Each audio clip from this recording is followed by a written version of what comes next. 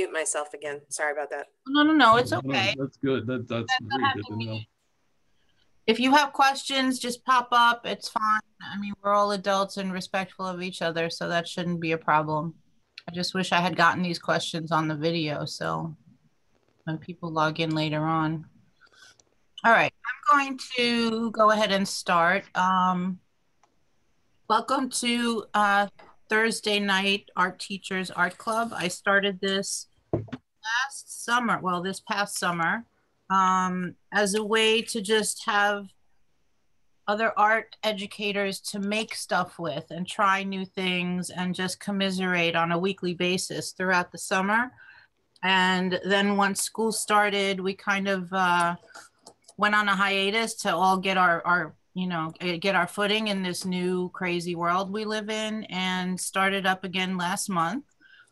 And I've been scouting people on Facebook online to try to get people to run sessions, teach great projects for more ideas and everything. And I found Matt and his typographical illustrations, and I hounded him and I haunted him, and he was wonderful enough to agree to run this session for us. He sent me a bio, and we actually just, tonight was our first night talking, and he sent me his bio. He is a visual arts and graphics teacher in Pickerington Central High School, Ohio. Yeah, it's Columbus, Ohio, but Columbus, Ohio. Okay. You know what? I'm going to let you talk about yourself. I'm putting you on the spot. I'm sorry. So I'm going to hand it over to Matt. Welcome, everybody. I'm so happy to see familiar faces and new faces. And by Saturday, the recording of this session will be up on YouTube under the NICATA UFT channel. If you have to leave, that's fine. It'll be up there. And then look for more postings about the next session coming up. So enjoy this evening with my new friend, Matt Young, and I will hand it over to you. Thanks, Stephanie. My name is Matt Young. I'm like she said, I'm an art teacher here in Columbus, Ohio. We're a suburb or school of about, well, let's see.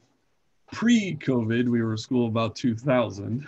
Now that some of the kids had a chance to go virtual, and some of my classes are virtual, we're down to about 1,800 students. This is my 26th year. Probably about 10 plus-ish years ago, we started a big computer graphics thing at our school. We do have a computer lab, 30 really nice computers, iPad Pros. Anyway, we have a pretty good computer graphics program, but one of the weird things is years ago, we found out that like there wasn't a lot of, I'll call it like art, computer art, if that makes sense. Everything was like graphic design or photography. So it was all, you know, make envelopes, illustration, pizza boxes, let's do all this. So Craig Huffman and I spent a couple of years putting together an art curriculum that focused on, you know, composition, focal point, depth, color theory, a whole bunch of things, because we have like tiers. So we have like 2D that leads into drawing and painting that leads AP, 3D that leads in ceramics and sculpture, and we have computer graphics, which is like an intro class that leads into more Photoshop, Illustrator, and then onto other things like animation and stuff like that. So we have kind of tiers that all lead up, just to give you like a heads up. But one of the things that we found that we really liked as we kept seeing these things where you'd put in the words and the kids would always talk about it with the photography teachers, and all these things were made up of either pictures or letters of like that. And we thought it'd be really cool to do a project where you could actually manipulate the wording into the shapes to teach kids about like contour line, shape, and value and things like that. So we came up with this project, and we called it text art or typography art or whatever the case may be. Davis Publications saw us present this at a national art thing in North Carolina a few years ago. So we wrote an article for them, and it's in one of their digital media series too, but Steph saw it one day, and so here you go. So I figured if this is a little fun workshop, I was going to take you guys how to do it. So I will share my screen and I'm just going to walk you through the steps of how I would teach it, and feel free to ask me any questions. Stop me if you want to work along with me, you can. If you want to, here you go. So I'll start sharing. So we'll go there. I think that's sharing. Okay. All right. So far it appears to be like I'm sharing. All right. There is a website that if you guys want to check out later on, it's sent to our blog. I put it in the chat. The computer graphics stuff is up here and it's listed by projects. So if you want some more ideas of things you could do on Photoshop or Photopea, we have a graffiti thing, there's a phrase thing, there's a collage thing, there's a creature thing, there's a comic book thing, and there's an Adobe Draw thing. And by the way, if you are on Chromebooks, Adobe Draw is free and it works actually really well on the Chromebooks. So that's another thing if you guys are interested. All of these little links in here also link to, shameless plug, our YouTube channel, which is the same thing. There are videos on how to do all kinds of stuff, including this project. So if you get lost, you can always go back and watch it again. But there are other computer graphics things in here. Again, they'll either be in Photoshop or Photopea.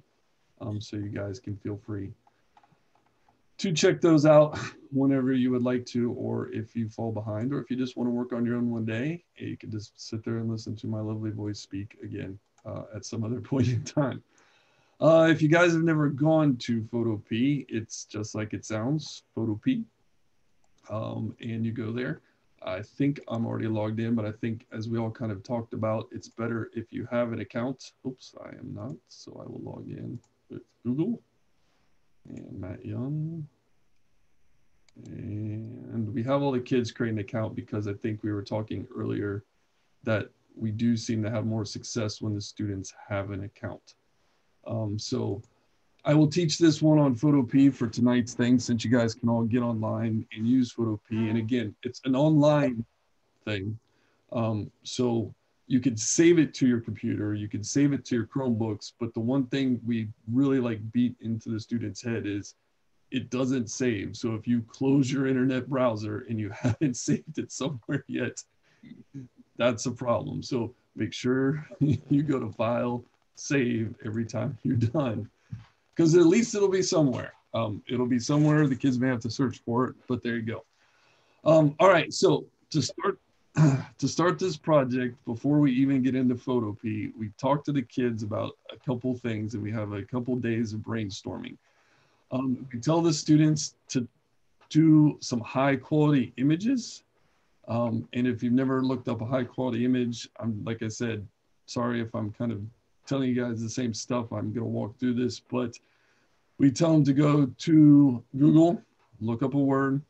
At the moment, we're not really worried about copywriting issues because this is a foundations class and we don't submit any of this stuff to any shows. This is for the student's own personal use.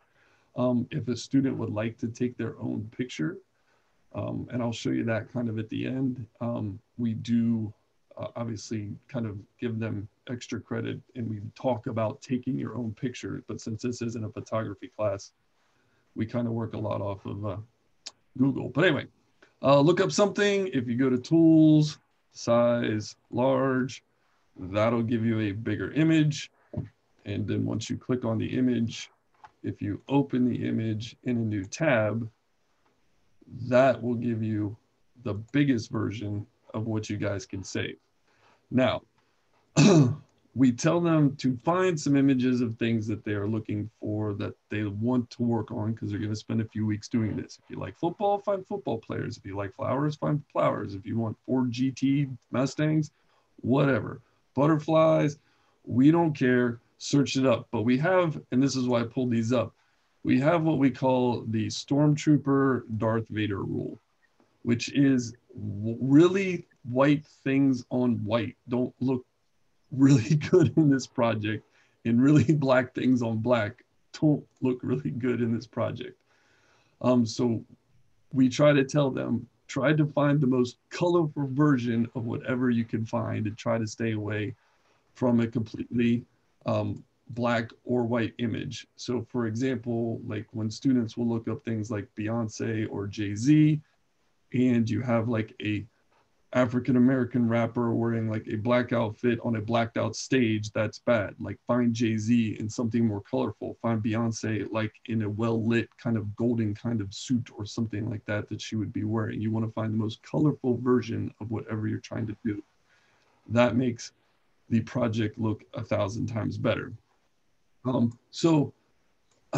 For this project, we have the students kind of determined, and just to kind of show you, I am going to do my demo with LeBron James. He's one of my favorite basketball players. I played college basketball. I know I'm sitting down and you guys can't see me, but I'm close to 7 feet tall. So the kids always are kind of like, you know, like, oh, shocker, Mr. Young's doing basketball. So I am going to use LeBron James here. Now, we talked to the students about how to put paper. We do everything on a piece of paper. So LeBron James is portrait. He's tall, and I know you guys are all art teachers, but we talk about portrait and landscape and which one will be the best for your picture. So while we are in Photopea, I would have talked to them about what do they think LeBron James is, and I would have gone to File, New, and we want to do Print. And we're going to use letter, and up here would be where you guys could determine whether it's tall or wide. And again, I would like it portrait, so I'm going to create a new piece of paper to work on. So every project the kids do, no matter which one of those things I showed you, they always start with a new piece of paper. We tell them it's like starting with an art project. We always start with a new piece of paper. If I was doing something in drawing, well, here you go. It also saves us when we go to print these things. If we are able to print them for our show, they are already set to what our printers are capable of printing. I now need to put LeBron James in here. So if you got it saved to your desktop, or you guys have your images at home saved to your desktop, you guys can drag it right in, which is one of the great things about Photopea. So we then ask the students to kind of compose this, and we talk about the rule of thirds, like where is the focal point, where should we put things, how do we get it on there, let's cut out all the space that we don't need to try to get the image as big as it can be. If you've never used Photopea before, up here in the top is the move tool, and the move tool will obviously move the picture around. So I've already kind of set this pretty good. If you hold the shift button, you will also be able to make it smaller or bigger without distorting it, if you didn't know that before. So the shift button allows you to make it the right size without distorting it. So I've got LeBron, he's pretty centered, he's ready to go. And so you would click the check button up there and he is set. Second thing you want to do is, it's a little too bright for us right now, and it's going to be really hard to see the lettering. So we tell the students to make a new layer, which that is down here at the bottom. So you create a new layer. In this layer, we call the black layer because we want to paint it completely black.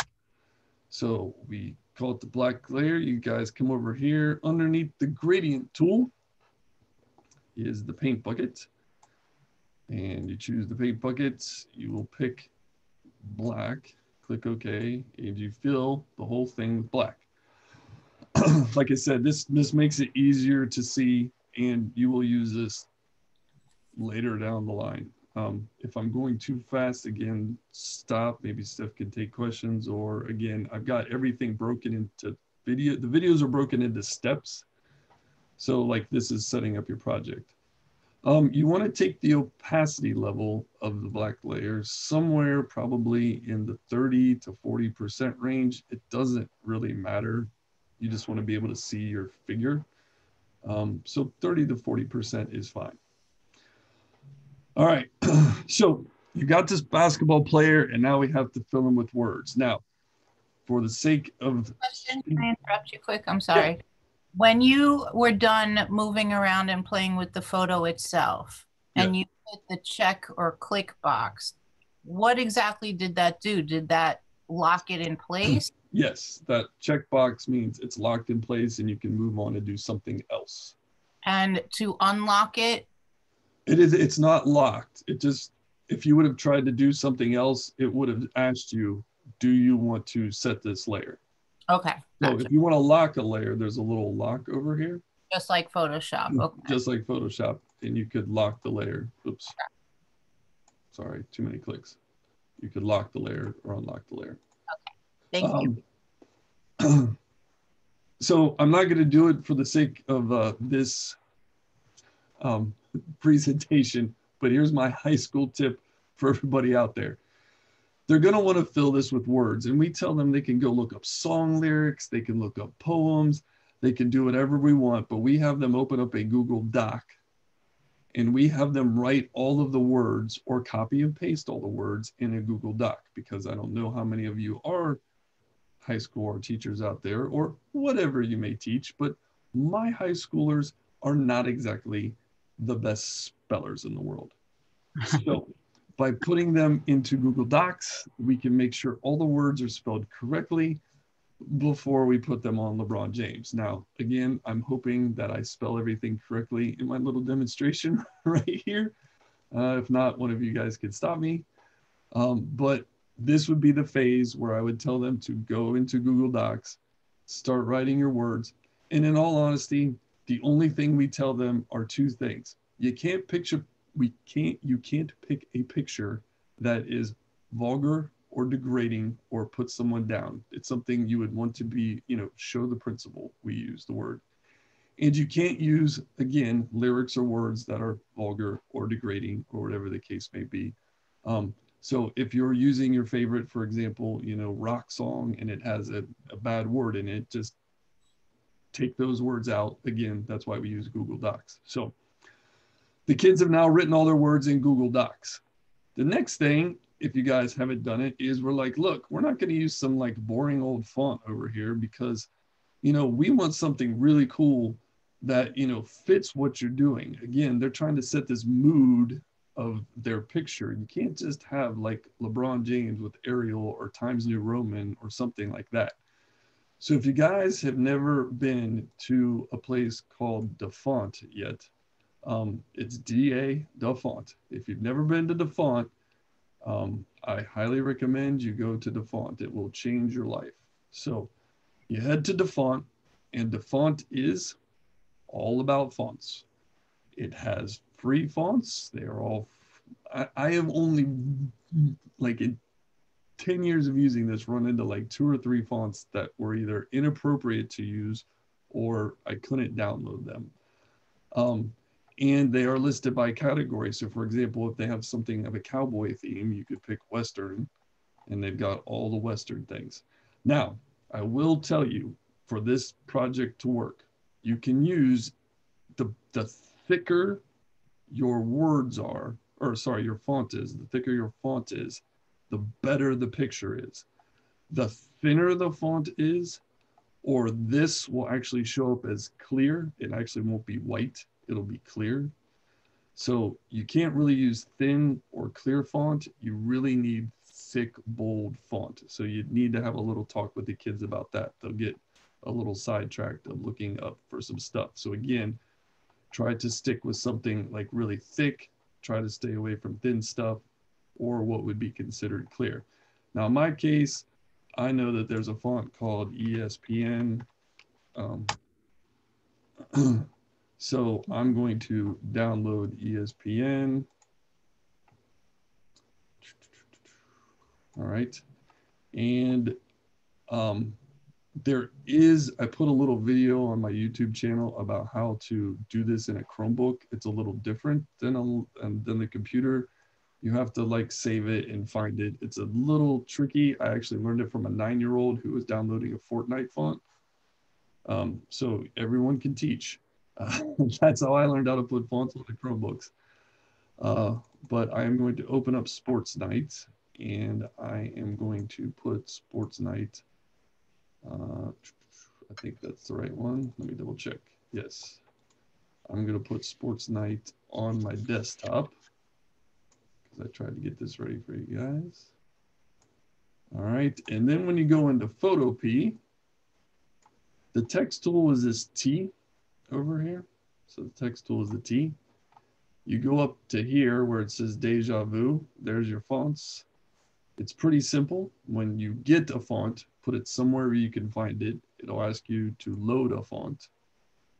And in my case, it is on the desktop, and it'll say, do you want to load the font? Click OK, and it says that it is loaded. So now I am ready to use my font. So in order to find my font, I should just be able to type in Sports Night. There it is. Boom. All right. So I've got my font. I got LeBron. I got my background. I got my black layer. Next thing you want to do is most important step. In order for this whole thing to work, you need to make sure that your font is white, because at the end, what you're going to do turns all the white to clear. We'll get to that later. So make sure all your font is white. So make sure to pick white while you're working. All right. So here comes the next little teaching thing that we have with the kiddos. Now, I don't make the kids do this. I just do a demo, and I say, if you are really confused, go ahead and do this step with me. So this is something I showed them, but I don't necessarily have them do this, because some kids just get it, some kids don't. But what we talk about is seeing shapes and directions of shapes within a picture. So I'm going to zoom in here to LeBron's arm. All right. And you wouldn't write like words across LeBron's arm like this. That wouldn't make any sense. It would take a lot of time. So we wouldn't write those things across there. Hold on, let me change the light so it's easier. We would write words across here, but like writing a word across here is, again, too much word. So we ask the students to really look at their piece and spend time studying it. And if they want, they can do this just as an exercise. This will not be part of the project, but we ask and we try to have them kind of do this in their mind to see where the shapes would start and end and break. And then we kind of go around and ask them in class, like, well, where do you see this? Where do you see this? Where would you put a word? And we just kind of have like a nice little discussion about their pictures as they're kind of going around and looking at things. That way, it's easier for them to see kind of like where they would start putting words and kind of filling in shapes.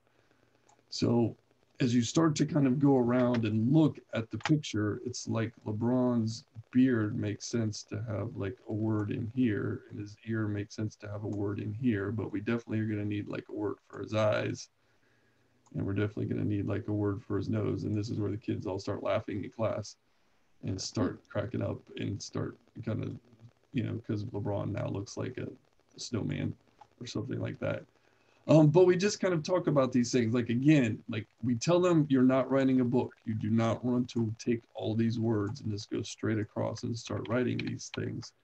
You want to kind of see where you think a shape might live within, you know, whatever you happen to be working on. So I hope that kind of makes sense to you guys about kind of where the shapes would be as we're working along this project. But Are you using a stylus or a pad? I'm doing this with my mouse. You are? Yeah, I've taught this I've done this for a really long time. If you saw me at school, I have like a 8-foot by 10-foot screen and the ability to zoom in and out. So the kids are kind of freaked out because everything like zooms in, zooms out, moves left, moves right. They're like, how do you do that? I'm like, years of video games. Okay. So anyway, you know, I'm not going to go through and do all of LeBron for you, but this is an exercise that you could do yourself or you could do with the students. But it's really kind of very helpful to take this time and this day to go through and again talk about line, shape, space, direction, where things go, because that makes part of this art piece. It's not just writing words left to right and shoving them in there. And you can tell a difference when you look at the kids' work. If they took time to place it in the right shapes, in the right direction, the pieces are amazing. If you just see the kids that just start writing things straight across, it's a mess. Let's take LeBron back out here. All right. I'm going to get rid of this drawing layer really fast and take it back to that. All right. So once you've determined where your stuff wants to go, here comes the fun part. And this is the part that is going to be very repetitive, but they get used to it and they kind of get into a flow. So, oops, I will zoom back in again. All right, so I'm going to zoom back in and we're just going to kind of work on the arm right here. All right, so you grab the text tool, you make sure you got the right font. I'm on sports tonight, and you make sure the color is white. All right, done. So I would like a word to go right here on his bicep tricep area. So I'm actually going to draw. If you drag and hold the button, it will draw the box around the shape you would like to use. So we're going to start there. And just to start pretty simple, I'm going to write the word king. Excuse me. And you guys can see how small that is. So another 2 tricks. One, tell them to put the caps lock on. Capital letters always work better. Tip number 2, you want your font to be as big. Why is it not getting as big? Come on. You want your font to be as big as you can get it. All right. So you want it to be about as big as you can get it before you do anything else. The more you warp a font, because it's a pixel, the more kind of distorted and crazy it gets. So the bigger you can make your font is what you want to do. So the 2 tips for starting to write, you want them capital letters and you want it the largest size font you can. All right. Once you've written a word, you're then going to go to the move tool, and that's up here at the top. You're going to take your word and you're going to get it where it goes. You're going to turn it to where it needs to be. And tip number 3, always make the word a little bit bigger than the space you're going to fit it in. So right now, king is long enough. It's going to be a little longer. And now it needs to be a little bit taller. All right. So I tell the kids, if they see the shape and then they make the word a little bigger than the shape, they have done a good job. So there is his bicep. Now, it is not done and it is not fit to his bicep. And here's where the fun part of this project comes in. Once you've written a word, you will then go to filter. And the 4th option is Liquify. So you will click on Liquify. It'll say, do you want to rasterize it? And you say, yes. And it's going to give you this lovely little screen right here. And you're going to be like, what the heck? Why can't I see anything? Well, it's because your picture isn't on. So click on the background. Oh, look, there's LeBron. All right. If you hold the space bar on the Chromebooks or whatever, it turns into a hand. That allows you to move around. And there he is. All right. The size, hold on, I need to move my little bar. I'm staring at all of you people. Oh, there we go. Perfect. The size can either be moved up here of your brush. So the size can be moved up here, or if you don't know this, the brackets on your computer also move it up and down. Don't mess with the density. 50% is fine. Don't mess with the rate. 100% is fine. And the opacity is just how see-through it is. You don't need to mess with that either. The very top setting is what you want. They call it smudge. It's actually a push. And you want your brush to, oh, I'm sorry, I'm pointing at the screen. None of you guys can see me pointing at the screen. You want your brush to be about as big as the word itself. And I'll show you why here in a second. So one more time, there's the push. That's the size.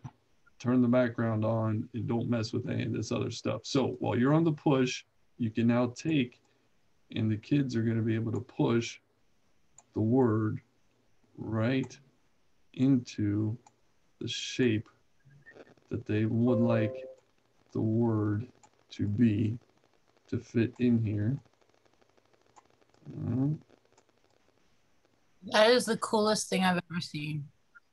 How long does this project take, Matt? If I was teaching in school on Photoshop, it takes about 3 weeks. I completed this project doing hybrid, meaning the kids worked half the time, 2 days at school with me on Photoshop, and then 2 days at home on Photopea. It took them 5 weeks to do this. Does this also work on an iPad? Because I have a mix of students on Macs, on Chromes, and on iPads. That face is not reassuring.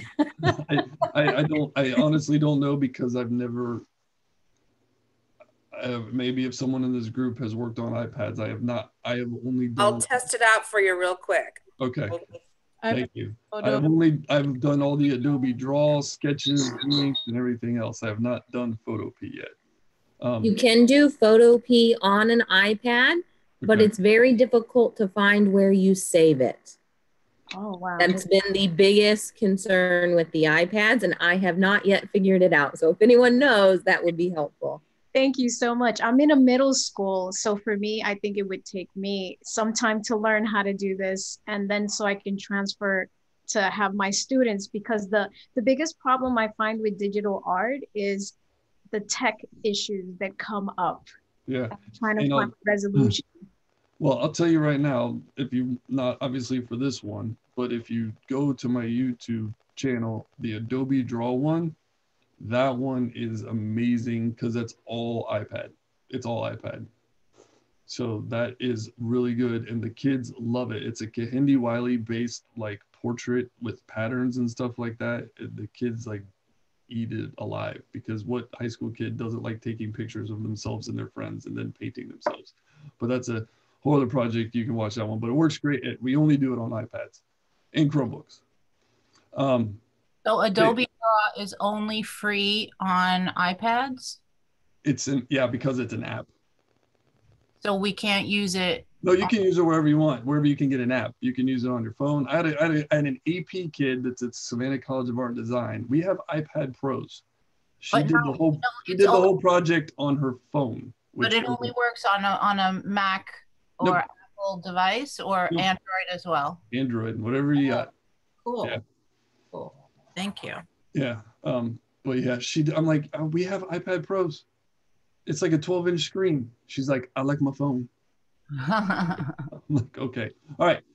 So back to this. So once you guys got the word, now, what I was saying, here is your brush, and it should be about the same size as the letters, or the width of the letters, or however you want to say it. Because if you, if you make it small, watch what happens.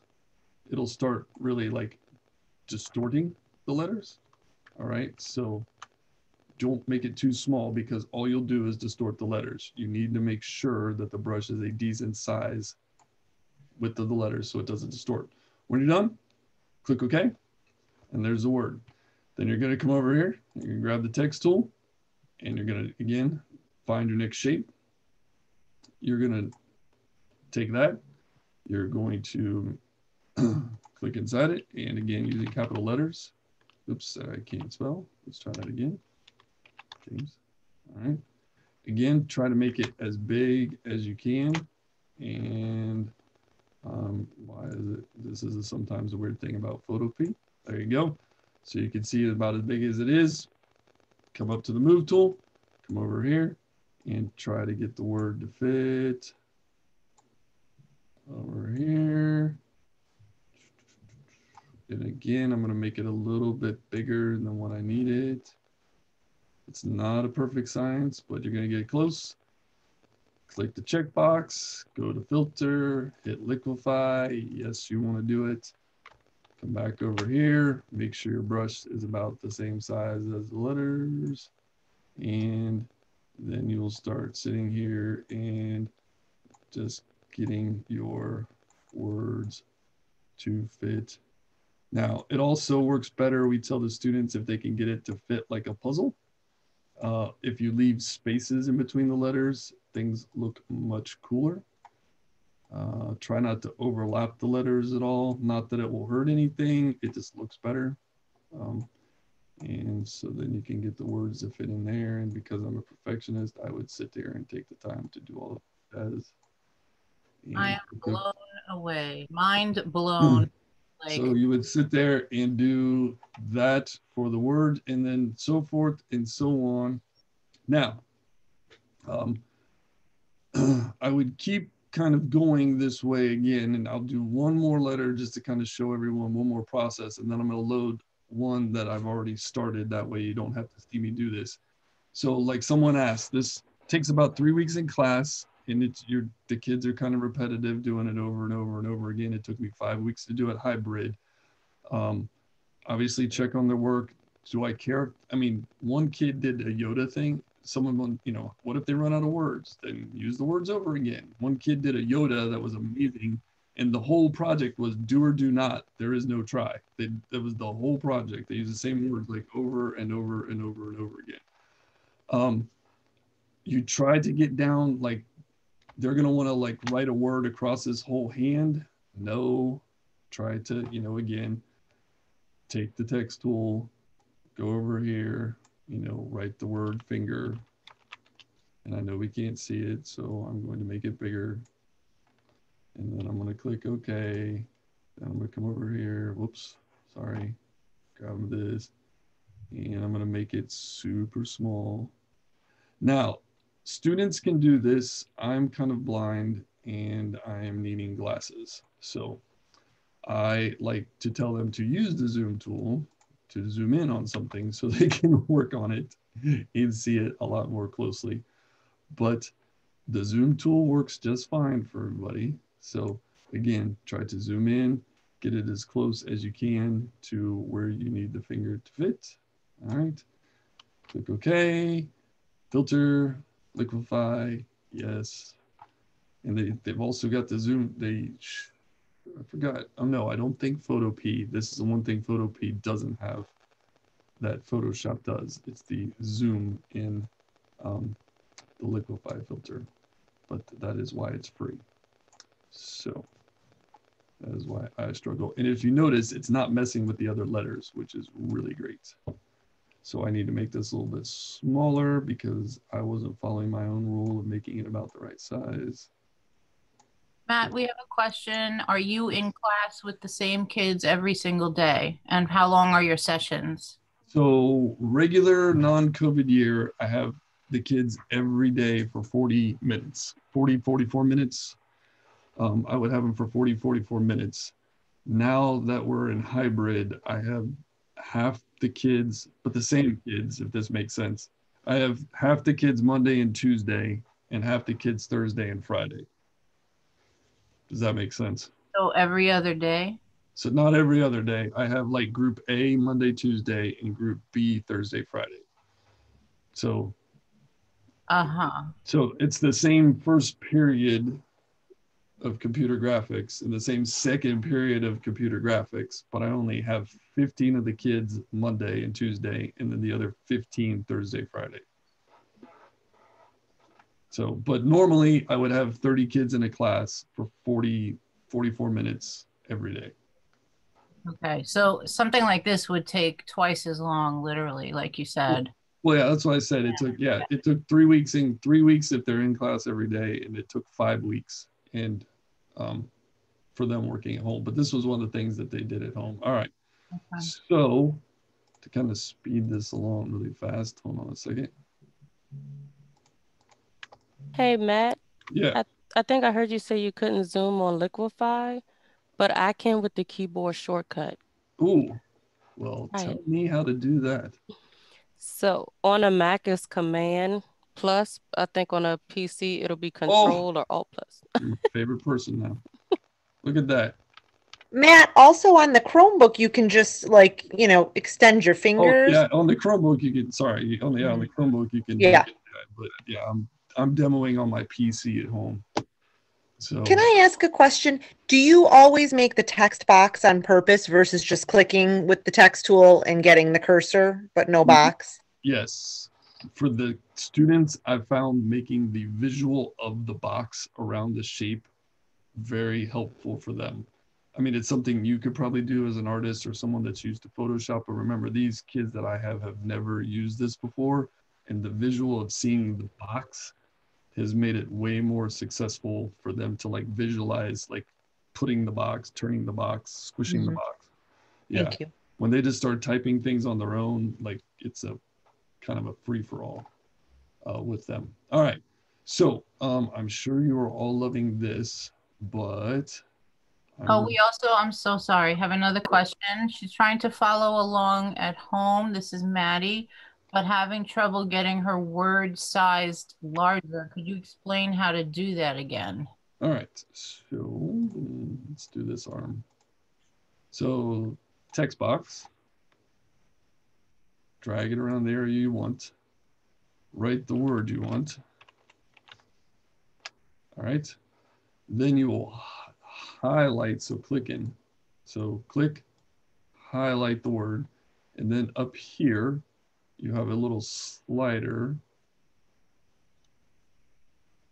or you can type in whatever you want. So your call, slider, or type up, either way. Maddie, did that answer your question? Yeah, thank you. Yep. All right, so I'm not gonna close, I'm gonna close this really quick, and I'm gonna open the one I've already started. It'll take a second. What's your YouTube channel, Matt? I put it, I'm not sure, it should be Central Art. Central Art. Yep. Thank you. Sorry, this one will take a minute because it was done, but it's better than seeing you watching these words over and over again. So if it takes the kids this long to work on it, are they having to flatten it and save it as an image and then they open up these layers again? No, so every single day, no matter what they do, we like kind of like drive it into their heads. So about 5 minutes before class over, we go file, save as, I don't know if you guys can see that over there, save as a Photoshop document. So make sure they save it as a Photoshop document. So save it as a Photoshop every single time. Save it as Photoshop, save it as Photoshop. Luckily, Photopea does a really nice job of making that at least the second option. I do appreciate that.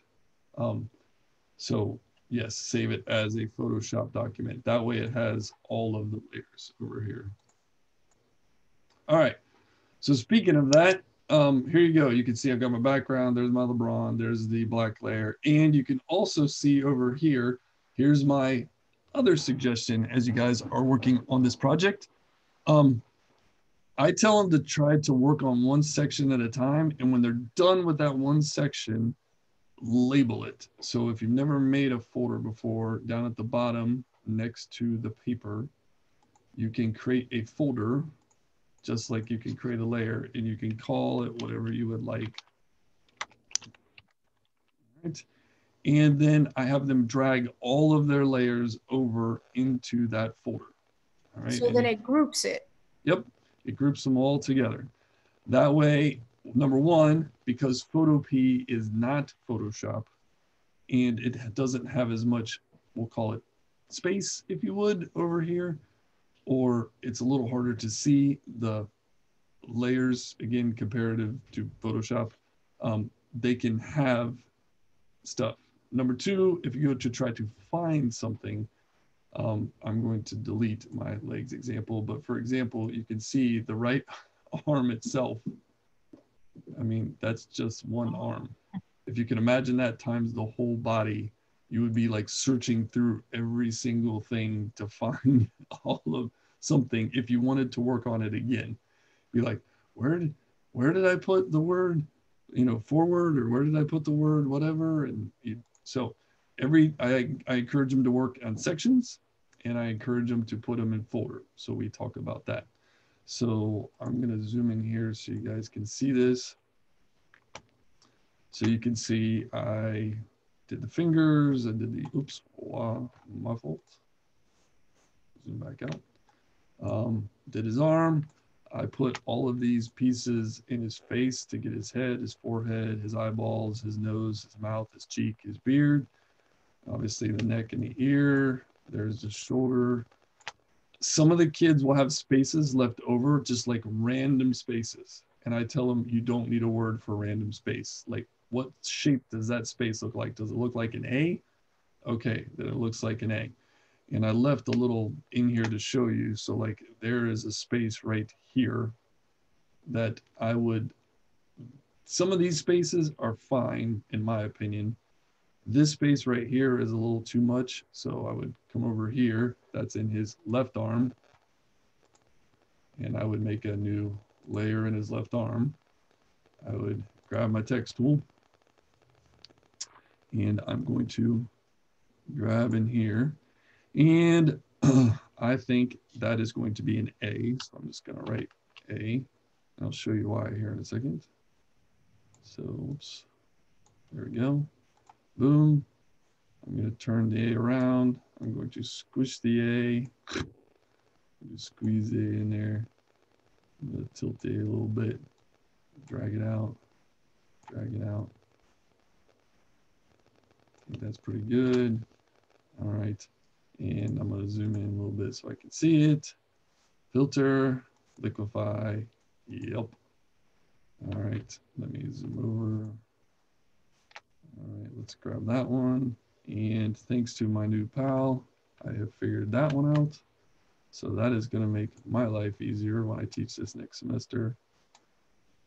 And I'm going to fit the A into this space. And oops. Kind of get caught up like you guys of like talking to myself and doing some of these things. Okay, click that and zoom. So I would just kind of move around the, why is it not moving all of a sudden? Let's try this again. Uh-oh. That is weird.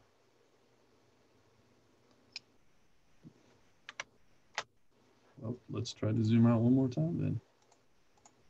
All right. Anyway, so let's pretend you guys have done this project and this is really bugging me that I can't move around now. Oh, there we go. All right. Welcome to the internet and free things. But, you know, you can see, you know, I've tried to fill everything in. Maybe I would go in and fix some more spaces. When the kids, when you think they're done, all right, here's what I tell them to do. They're like, well, how do we know when we're done? Well, here's how you know when you're done. Go to the black layer, go back to your opacity, crank it to 100%. When it's at 100%, look over at your neighbor and ask them, what does that look like? And if your neighbor can go, oh yeah, I can see an arm and a ball and a face and a body and legs. And I mean, like really ask them to point out, like the leg goes down and the shoe goes over. When you turn on the black layer, if you can see it looks like what it's supposed to look like, if it looks like a car with headlights or a butterfly with wings or a bird or, you know, a Yoda, then you know you have done a good job. So Matt, someone's asking, I'm sorry, if you have a handout with instructions for the students. Yes, that's on the Central Art blog thing. On the blog, okay. Yeah, so they can either follow the handout on the blog, and I'll go over it one more time at the end. But okay. Yeah, to show you where to get the resources. Thank you. So I've shaped all the words, I put all the words. Now here comes the fun part, and the kids love this. This is like the crowning moment. So I tell them to file, I tell them to save it one more time. Save it one more time, just in case. All right. So they save it one more time. All right, here we go. Here comes the magic. Turn off the eyeball on the background. Turn off the eyeball on LeBron James. Make sure the eyeball is on everything else that is on here. You go up to layer, and you're going to start, this is the fun part, you're going to start at the top layer, and you're going to go down, well, what? Sorry. This is Photopea. Got to give me a second, guys. This is Photoshop, Photopea. Click on the top layer, hold your shift button, to the black layer. There we go. Sorry, I was doing the Photoshop version. I was wondering why it's not there. Go on the top layer, go to the black layer and hold the shift button. That highlights all of the layers. Then you will go to layer, merge layers. And let's hope that was right. And I clicked on the right layer. Yes, okay. So I will undo that really quick. So one more time, click on the top layer, hold the shift button, click on the black layer, then go to layer, merge layers.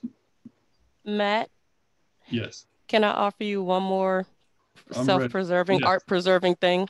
Yes. So in Photoshop, if you select those same layers and you wanted to create a separate layer with all of that art combined, you can Command, Option, Shift, and tap the letter E.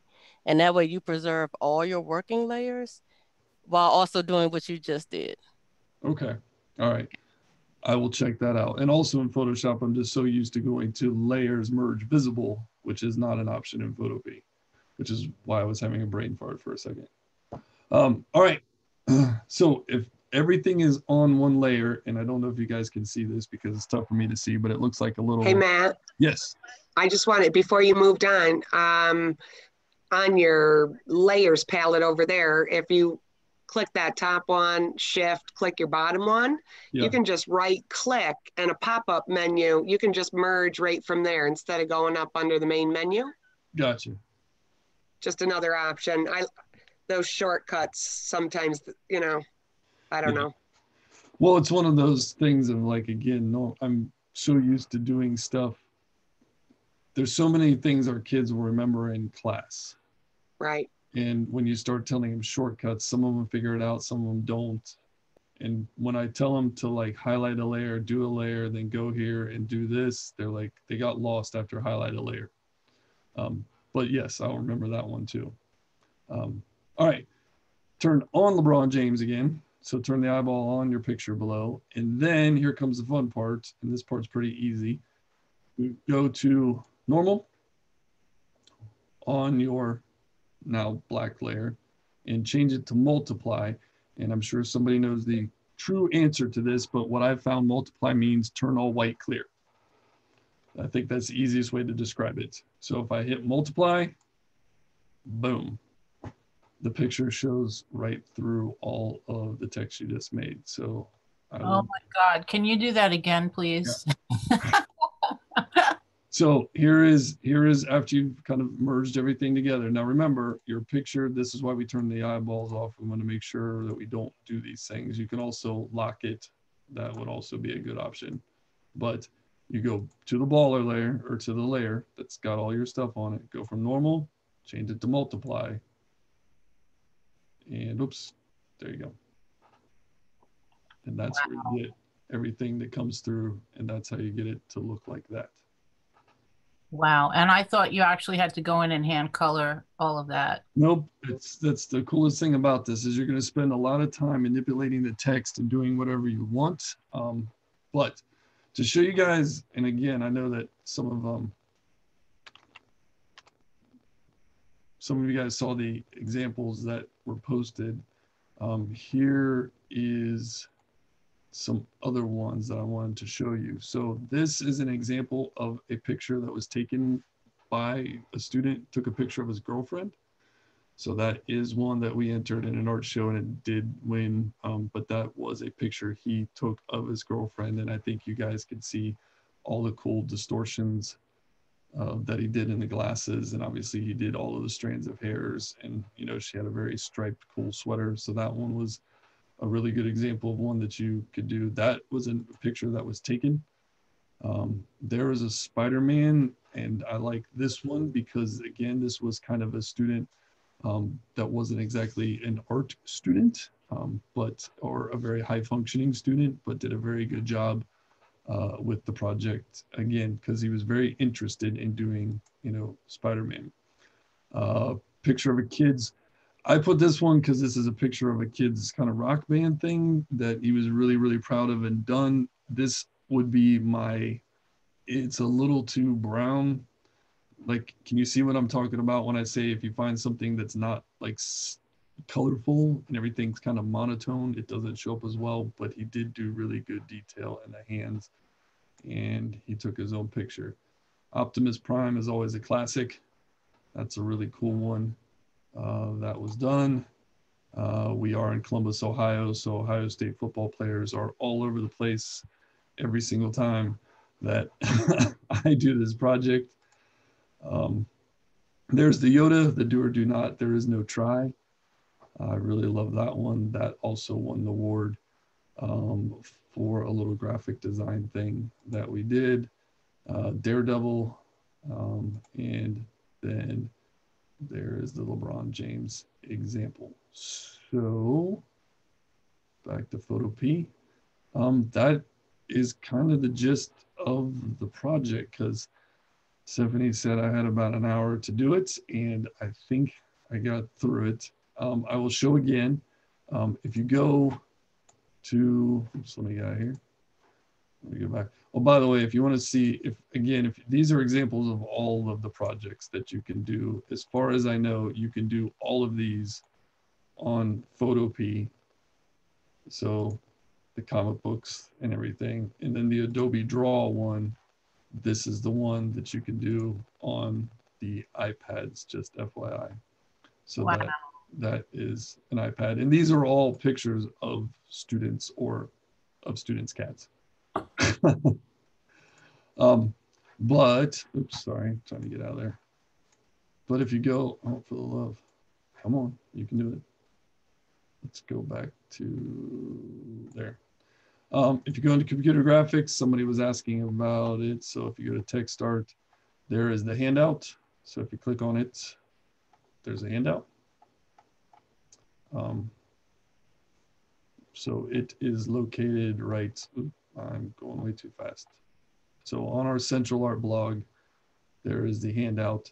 And this is all the Photoshop versions. Those are links directly to the Photoshop version. If any of you guys want to do the GIMP version, there's a GIMP version over here. And if you actually go to the YouTube channel, there is a Photopea version of this project as well. And they're all labeled 1.1, 1.2.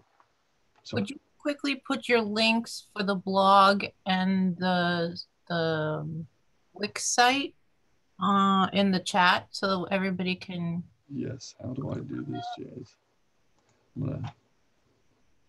Or can you type in the address in the chat so that maybe? Yeah, I'm trying to get to the, oops, there, I stopped sharing for a second. I think that's the only way for me to get to the chat. Okay.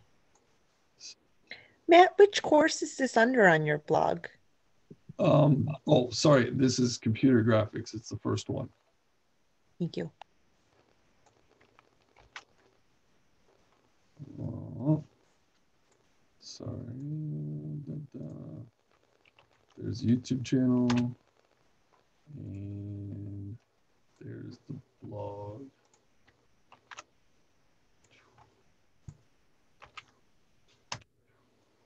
There you go. YouTube channel, and the, let's put everything in there.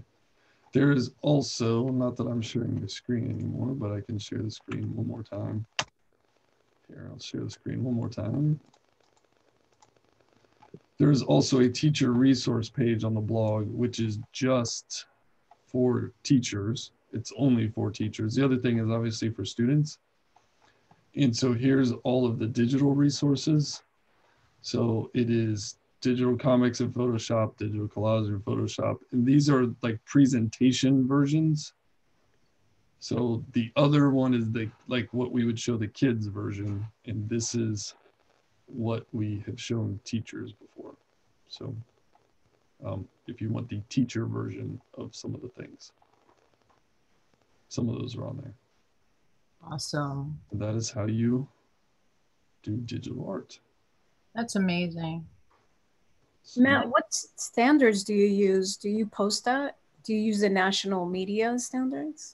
no, we go by the Ohio Art Educate or the Ohio Visual Arts Standards, which, I mean, in all honesty, they are probably just like the National Visual Arts Standards. So we follow the three main things, which is planning, producing, and reflecting. So that's why I talk a lot about, I'm not just so much doing the art, is talking to the kids at the beginning, like, why is this picture important to you? What do you like about this picture? What is a good font? Why is it a good font? Why do you like these song lyrics? Why do you want to do this thing? Remember, why is it important to you? If you're not doing it for yourself, is it important to someone else? Like, I mean, like there was a rose that a girl did a couple years ago, and you know, her grandmother passed away, who was Rose, and it was her grandmother's favorite song, and like the project was very emotional. But those are the things like we're trying to get out of the kids. I mean, not every kid's gonna have a, you know, Grandma Rose story, but there was a football player, you know, big football player I had in class. Football's huge at our school. And he's just so focused in on doing this thing and picking this. And it's because like he took the picture of his buddies on the defensive line. It was a great picture in their purple uniforms. And it's their song that they get hyped to like before every game. And man, he was just so focused in on this thing. And then, you know, they obviously make it. And we talk about composition, depth, line, contour, the whole 9 yards. And then that's obviously producing. And then reflecting, when the kids are done, they talk about their process, like what they went through, the struggles they had, why the choices they made that they are. So they do talk a lot about reflecting. And I mean, that's every project we do. I'm just not saying this about digital art. I teach 3D ceramics and sculpture as well. It's the same thing. We do graffiti sculptures. The kids pick out words. Why do they like the words? Why do they like the font? What's the meaning to them? Why do they put into it? So those are kind of the broad standards. And then we fit in the other little things about, you know, obviously the smaller standards about composition and focal point in media and technique and all of those other things. But we really focus on planning, producing, and reflecting. There you go. Do you have a document? No, you know, that was awesome. Do you have a document? Do you have a document that has like that planning, producing, reflecting with those bullet points underneath? Because that's awesome.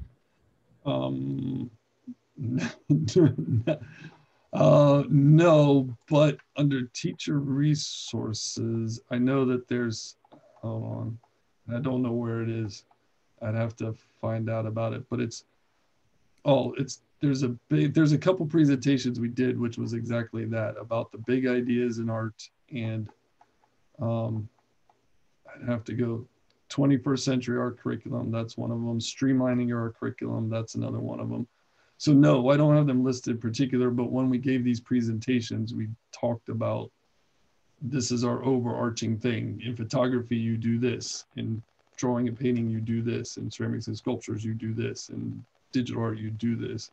And that's what we do. That's how we build our whole curriculum: planning, producing, and reflecting. So I probably should write it up one day. This was phenomenal. Absolutely. I am so grateful to you for sharing your time. And I know it's a lot to ask in the middle of everything else we have going on in our lives, but we all really, really appreciate you sharing this with us. Oh, no problem. I love, this is one of the things I miss, is seeing other art teachers and helping other art teachers and talking to other art teachers. I barely get to see the 2 other art teachers in my building because we're all masked up and, you know, so busy trying to help the students all the time. So thanks for having me. I appreciate it. And I'd be more than email. Oh, I'll type my email up here too. Feel free to email me anything. I'm very good at checking it. So if you guys have any questions you'd like to ask. Love to have you back for something else at another time if you're up to it too. Anything you want. Yeah, I mean, I'll be honest with you, because it sounds like listening to some of the other people out there, the Adobe Draw one is another fun, kind of quick one to do that I could easily show like in an hour. And like I said, since it's on Chromebooks and phones and Androids and apps and everything, like everyone can do it. And I even did it with, like, my AP kids did a swap with an elementary 5th graders. So the AP kids took pictures of themselves doing like fun things and fun poses. And then the 5th graders took pictures of themselves. And then we all kind of had like a random draw. And so they all got each other And then they had, through Google Classroom, they had these fun little chats back and forth, and they got to, you know, say what they wanted in their pictures and how they wanted their color schemes to be and how they wanted their backgrounds. And they all had like little things, but it was nice because the other 5th grade teacher and I could monitor their conversations and shut off conversations because parents apparently don't monitor 5th graders. But I digress. Adobe Draw one is fun. I'd love to do it sometime. And I think it's good because it does work on all levels. There you go. Sorry. No, that's great. Would it be the same project, or would you pick a different project on Adobe Draw, like a different assignment, if you did that? No, if we do Adobe Draw, it's a painting. It's really cool. It's a painting. It's not text at all. It's just paint. It's finger painting. It's actually kind of fun. Oh, wow. Okay, we'll talk. Okay. We'll schedule it for another time. I would love. The most annoying thing about that project is if you have a room of 30 kids on iPads, is you sit here and you just hear them like, all you just hear is just like them tapping the screen like with their fingers over and over and over and over again. So anyway. A quick question: Do you do any of your ceramics for your remote students? I mean, how do you deal with that? Because I'm part-time ceramics as well. Yeah. So I only have foundational level 3D, which is sculpture, ceramics, and metals. So we spend 6 weeks of sculpture, 6 weeks of ceramics, and 6 weeks of metal. And all I could do with my remote kids is they were allowed to come pick up an air clay kit. Mm-hmm. And I made a bunch of videos on hand building with coil, slab, and pinch. I mean, nothing crazy. And then we just spent some time studying like a few different artists. And then I told them to get like a solo cup, like, you know, just like a styrofoam cereal bowl and a plate. And they just had to make 3 variations. They could choose whichever method. And then they made it like a simple whatever. They could do like a slab mug, a coil bowl, a slab bowl. And then they all had to have like a common reoccurring theme. So for example, like this basketball player that I have remotely did a slab mug that obviously, you know, had a cool basketball design. He made a cereal bowl. That was a big pinched out thing. That was interesting, but it was kind of cool. But anyway, that was my remote ceramic thing. The ceramics is tough. I'm not gonna lie. The best projects I got were coils. I learned that. All right. Thank you so much. Yeah. So, all right. Okay. Any other questions? How about making sculptures out of found objects? I think one museum had like people making clothes and like taking the colors of the clothes and taking a photo of it and making works of art. So maybe like thinking outside of the box of not clay, but like think of Duchamp. Yeah. I will tell you my 2 most successful virtual projects were because we do it in school, we would do a metals unit because I teach jewelry making. I'm lucky enough to have a metals shop in my room, but because we couldn't do that remotely, I'll tell you, like, kids really like maker stuff. So I found a video of essentially someone that did, we'll call it like weaving, but with like pop tabs. I found another video of someone that did melting of plastic, like found plastic things. And by melting, I mean like hairdryer melting, not like burning melting. And then another one which did layering. And I mean, she did really cool things like pop cans and like license plates. And, you know, some of her cooler things were like beer bottle caps, but they're the colorful things. So they look cool. You can use Coke or whatever the case. But anyway, we watched these videos, we did these things about found objects at home, speaking of whoever just said that, and the jewelry stuff was amazing that the kids made out of just found stuff at home when they were given like simple instructions of either like kind of melting and bending, weaving, or riveting. Those turned out really, really well.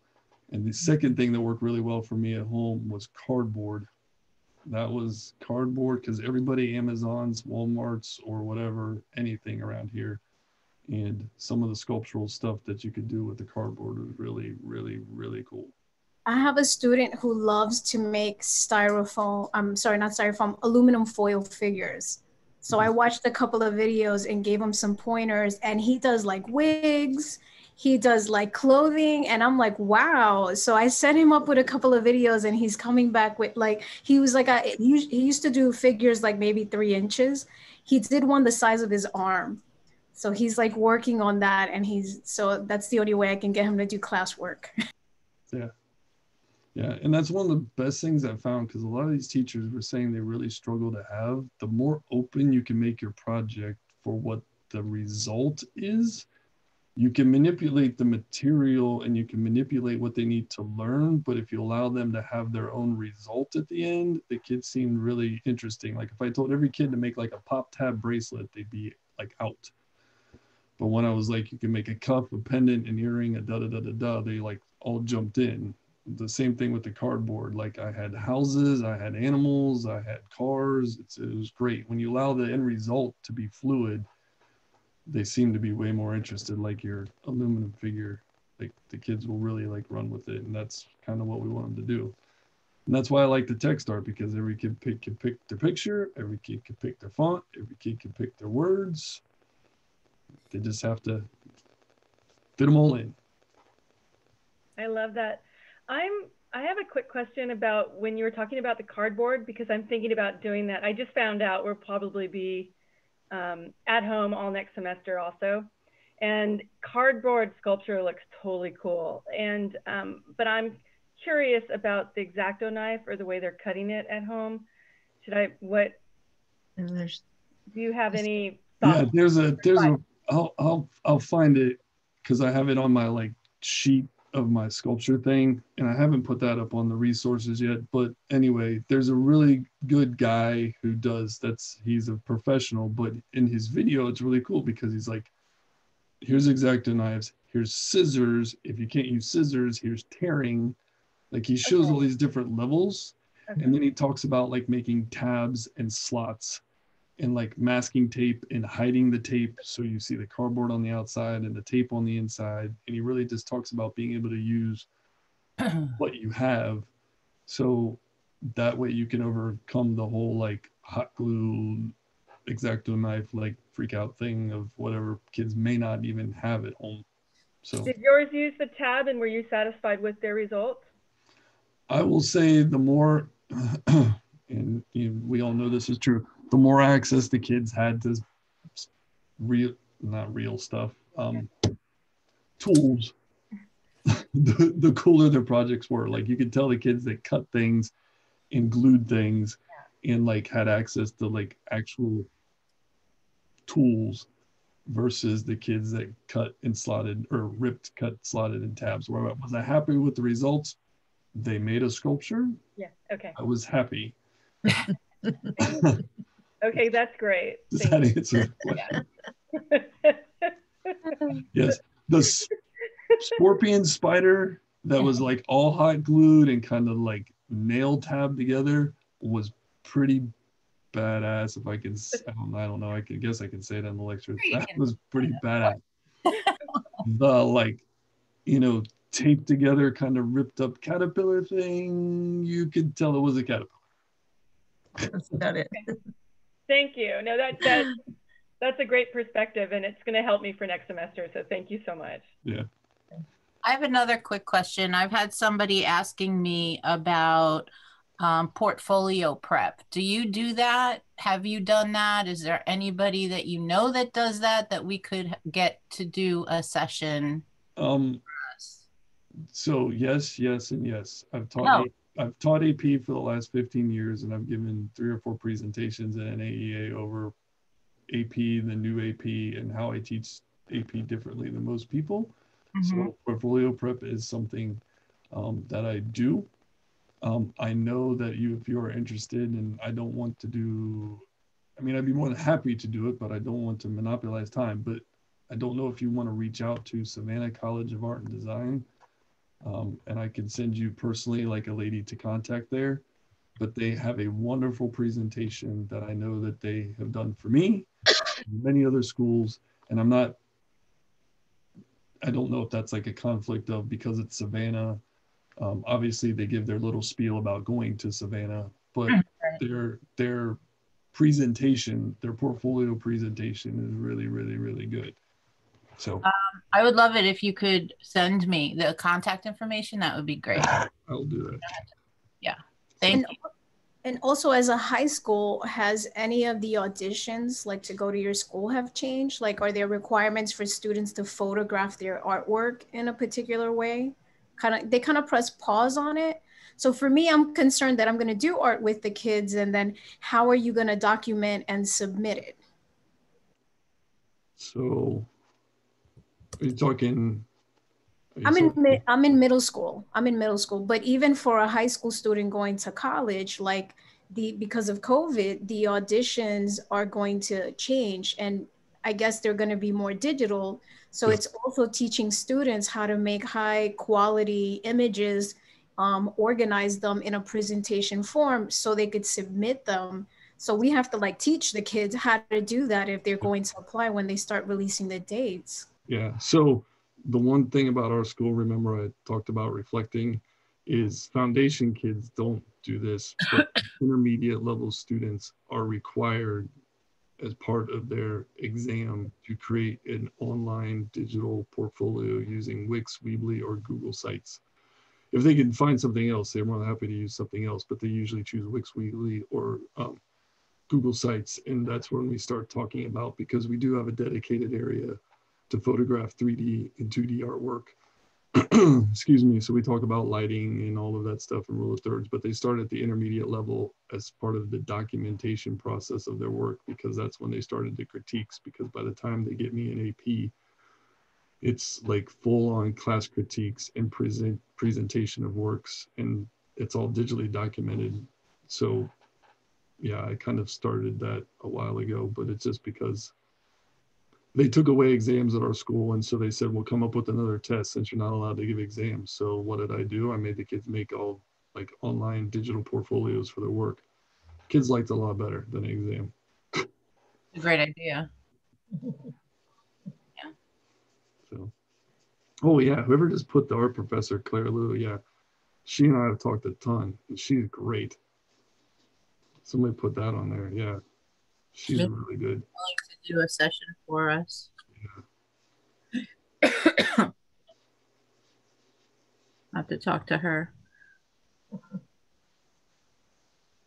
All right. Well, you were Mr. Wizard tonight, and I am forever grateful for your contribution to our small little group, and thank you so much. Thank you. I appreciate being asked, and maybe we can get together. I'll send you the stuff about SCAD, and if you want to have me on in a couple months or whenever, and I'll do the Adobe Draw one, I would love to do that. Maybe in March. Sure. Give you some time, and great. All right. Well, if no one else has any other questions, I will be posting this video hopefully by Saturday. So if anybody wants a review or to find it, again, it's going to be on YouTube on the NICADA UFT site. And I might post the link when I get it posted. So again, my new friend, thank you so much. And may the force be with you moving forward into this brave new world we are entering or continuing to exist in. And thank you all for joining us. Thank you all for coming. Appreciate it. Look for our next announcement, our next session. I have one in a couple of weeks. Stay safe out there. You too. Thank you so Bye. much. Bye. Bye. Bye. Thanks, Steph. You're welcome. Escobar, I hope that helped a little bit. Yeah. Thank you. Excellent. Thank you. That was amazing. Thank you. You're welcome. My mind is still blown completely. Right. So we're going to start this on Monday? Tomorrow. Right? I can't wait. First. Yeah. Right. Thank you so much. See you next month. This was fabulous. Thank you. Good night, everybody. Good night.